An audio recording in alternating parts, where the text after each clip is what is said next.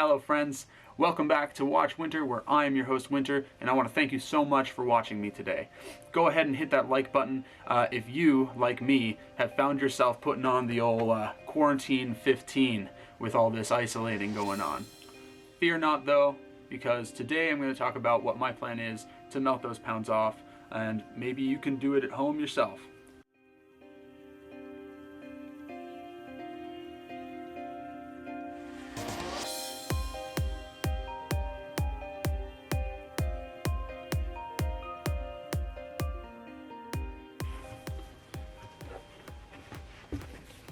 So, the diet that we're going to be talking about here today is called the slow carb diet. It was created by Tim Ferriss, and he talked about it in his book, The 4-Hour Body. Essentially, what we're going to be doing here is only eating carbohydrates that are slow digesting, and we're going to be avoiding any kind of fast digesting carbohydrates. You might be wondering, hey Winter, what on earth is a carbohydrate? How do I know whether it's fast or slow? Those are some good questions, and I'm going to hop right into some definitions here for you so that we can clear that up for you before we get going.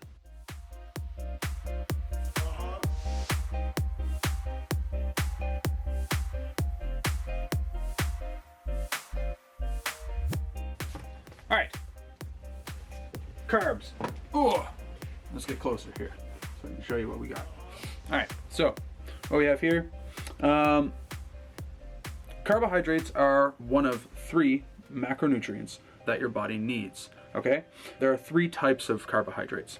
There are sugars, and this is an example of a sugar. This is glucose. Let's see if I can bring that close enough for you to see. You see glucose there. So glucose is used in the body for energy, okay? Outside of sugars, we have starches. Starches are chains of glucose. Okay, chains of sugars, okay? And then we also have fibers, which are carbohydrates that our body are not able to digest. Cool. So how does that relate to our slow carb diet? That still doesn't tell us what a fast carb versus a slow carb is. So a fast carb is, sugars are a fast carb. But then we also have some starches that are fast carbs, okay? And fiber is not a fast carb because it can't be digested at all. But starches can be fast carbs. All right, so beforehand, I just want to say, I'm not a nutritionist, all right? I didn't go to school for this. Let me know in the comments below if I'm messing everything up. Thank you.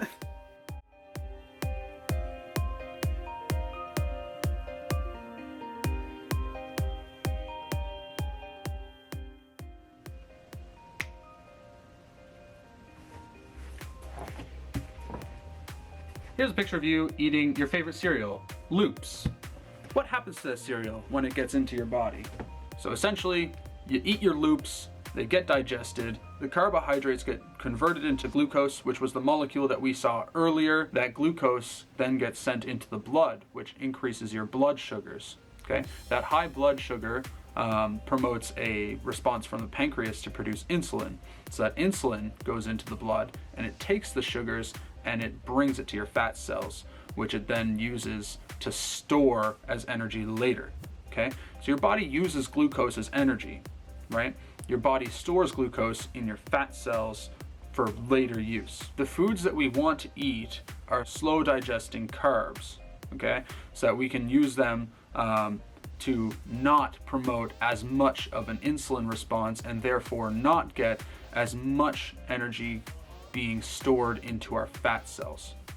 Understand? Good. All right, now let's get on to the rules. Rule number 1. No white carbs. I write like a 2-year-old, okay? I'm sorry. I can't help it. Okay, so rule number 1 is no white carbs. All right? So that means that we're not eating anything that is a carbohydrate that could be white. All right? So that means no flour at all, even if it's brown flour, no flour, okay? No potatoes, they're white, and no corn, right? Because corn inside is white as well, right? So we're avoiding all those white carbohydrates because they're such simple carbohydrates and they digest quickly. And they produce that insulin response that we don't want. We don't want a big spike in insulin. We want slow, steady, gradual. Flatten the insulin curve. There we go. Flatten the insulin curve. Rule number 2, repetitive meals. Okay, rule number 2 is eating the same meals over and over again. And you likely already do this, all right? So for me, for example, the past few weeks, I've gone to McDonald's and gotten a friggin' coffee and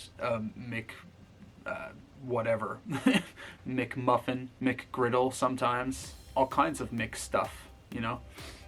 So, you know, that's been my morning routine every day. I'm willing to bet that your breakfasts often look pretty similar every morning as well. So you're already following rule number 2. You already have a few meals that you probably do pretty frequently.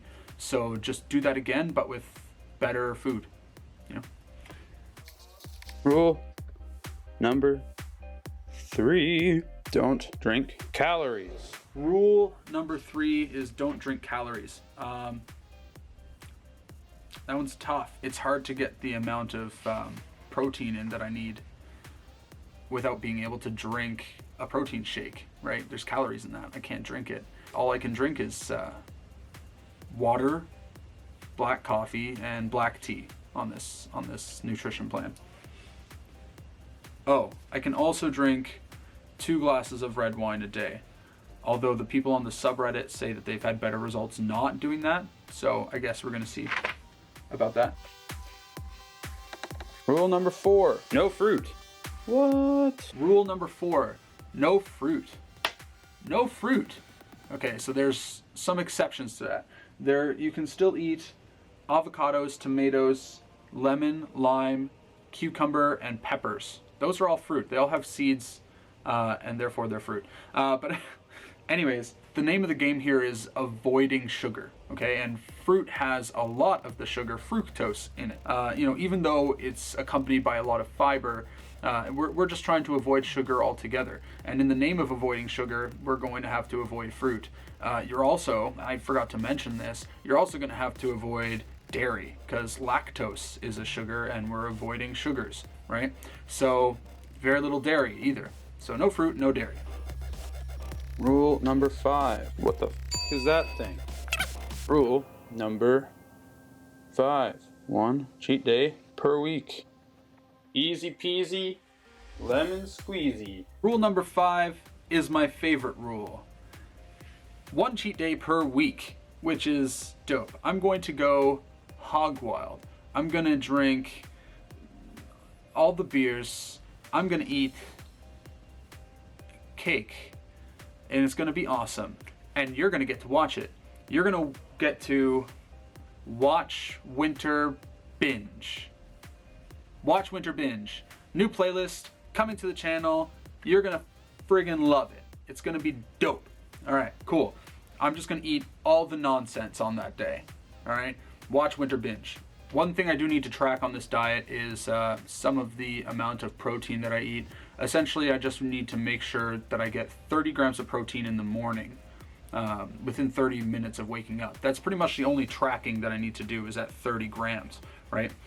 Besides that, there's no tracking involved here really at all. Like, well, there is. Like, I might take pictures of my food. That's what Tim calls a flash diet. So essentially what you're doing is taking pictures of your food and you have a folder of your foods. Any kind of tracking really is helpful for allowing you to be mindful of what you're eating, right?